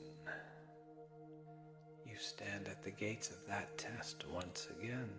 Remember the Roman Empire, bridging the age of Aries to the age of Pisces, and the Christed figure you revere as points in time. There were others before and after who brought opportunities either for control or to set you free. You will never find your soul, dear friends, inside of a structure. The structures you build to gather in, to sing to the heavens, or to perform your rituals of experience, cannot contain the vastness inside of you. These tabernacles you call religious structures are, in actuality, a trap to your soul. They serve as great generators where you give your spirit away and send energy to something else. Steeples and crosses act as antennas, you know. Understand that the bridge you are building to the age of Aquarius can only be constructed by raising your frequency. Call in the abilities of your ancestors. Your bloodline is rich with wide varieties of who you are. You can also call on your ancestors as colleagues and friends. Many multidimensional beings come here now, some in friendship and others in deceit, because they are confused. Humans cannot be labeled and categorized into one behavioral type. Some of you are quite aggressive, and others are more than kind. Many of the beings come here to feel your vibration, to test you, and to become integrated by you. They do not mean for you to fear them. When you choose fear, you stop the flow of energy of those who work with you because your power ends where your fear begins. You must learn to manage your own fear and manage your own moments by being in them. You will manage your own bodies by deciding that what you are is rightfully yours, and then you can change. Within your spirit, the deepest part of yourself, a core identity exists that you must learn to access. The territory may appear to be a dark night of the soul where you will have to really examine this lifetime and the full retinue of your emotions. Perhaps other lifetimes will be included as well. As the lines of time open and you claim your psychic inheritance, relinquishing the fear of your ancestors, remember that you are a part of a celestial family who both cherishes and ignores you. A family where some would do anything to extend your existence and others would destroy you in the blink of an eye. All of this is allowed by the great Creator. Now, imagine a bridge and see all of these beings drawn to it. Feel this happening inside the core of your being and imagine a flame of light inside yourself that never goes out. Use the act of breathing to activate the flame.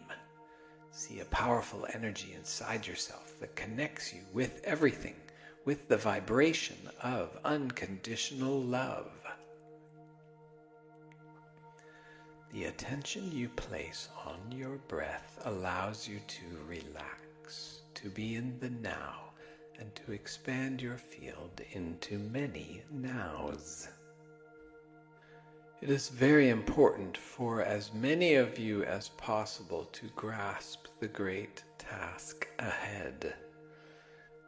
In the larger book of existence, this is just another task. However, in the book of Earth, it is a big task. In this day of your life and in this moment that you all live, it is a gigantic task, and yet you are not alone. Now, breathe your vibration into the field.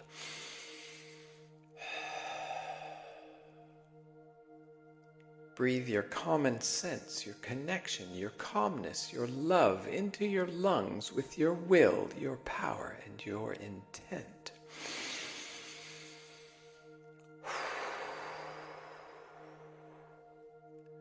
By the strength of your spirit, arising from the deepest core of your being, use the power of your mind to think for yourselves, to discern reality, and to call the word of your own command into being.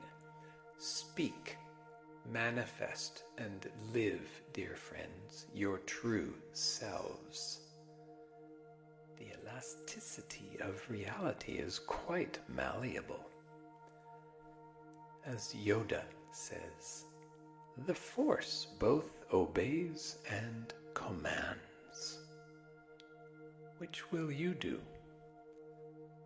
Will you be commandeered by the force of electromagnetic change that sweeps 21st century Earth and affects all of existence?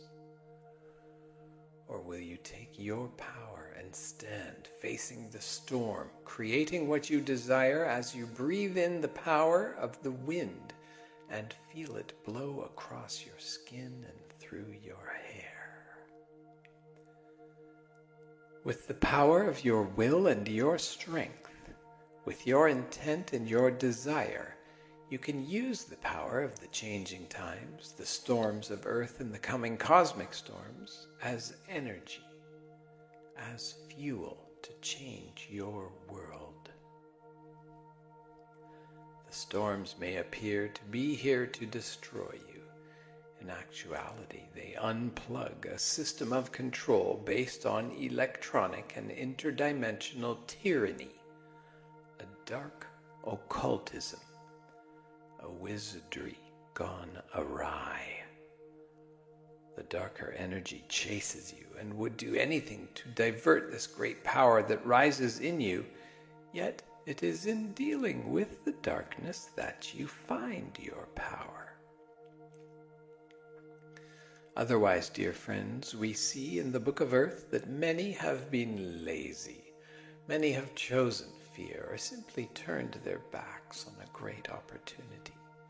And so the shadow that chases you actually defines your light. As you develop into your being at the core of yourself, be willing to face what is there.